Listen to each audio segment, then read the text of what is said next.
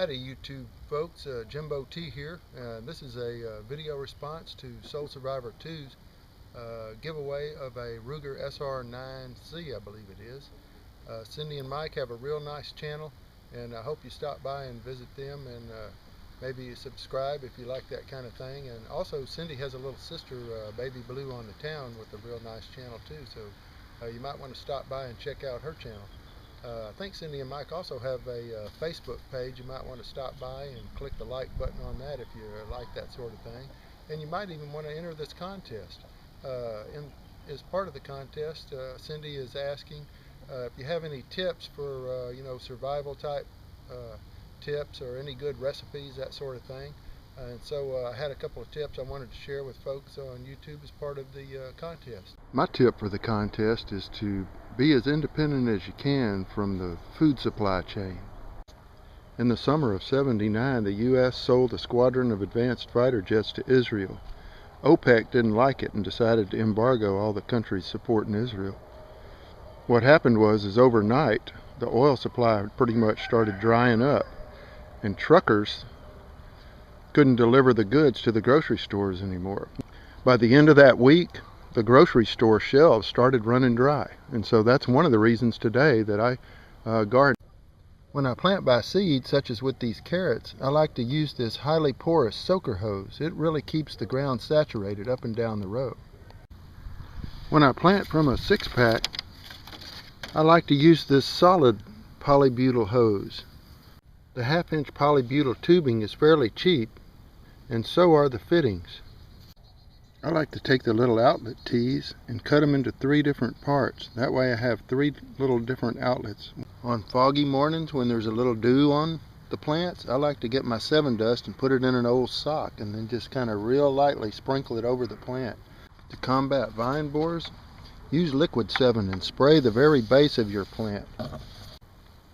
For weed control, I just bend a little old piece of 1/2-inch steel, put it on the end of a hoe with some hose clamps, and that allows me to just get in there and sweep those weeds away. For a recipe tip, get you some kale and mix in with your blueberry smoothie. Throw in a banana, maybe a little protein powder, and a little milk, and man, you'll have one delicious, nutritious morning shake. When it comes to garden, one tip I can give you is to plant some grass seed around the perimeter of your garden. This is ryegrass, and it'll die back in the spring, or certainly by the summertime.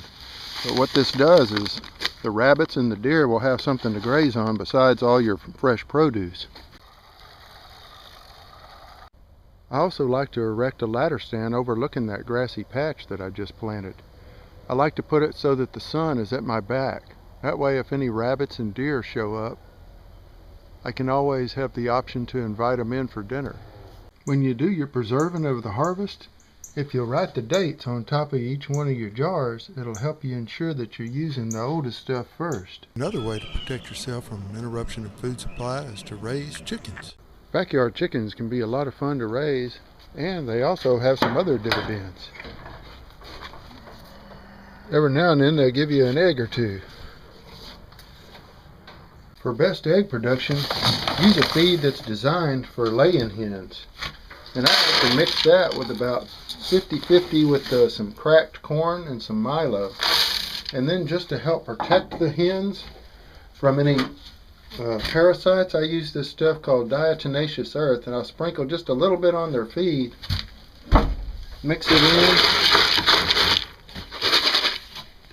and then I'll pour it inside this little 4-inch PVC feeder that I made.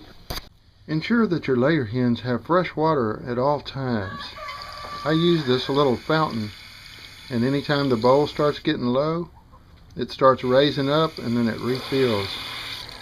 But just in case there's a malfunction with the water fountain that's on the inside of the coop, I like to put a little bit of water out here on the outside for the birds to get at. It's also a good idea to leave out a little crushed oyster shell for the laying hens. It helps the eggs have really nice strong shells. Well, that's all the tips I can think of for now. Cindy and Mike, thanks for posting your contest. I've had a lot of fun putting this little video together. And anyway, for the rest of you that are in the contest, wish you the best of luck. And Hope y'all have a great end of the year.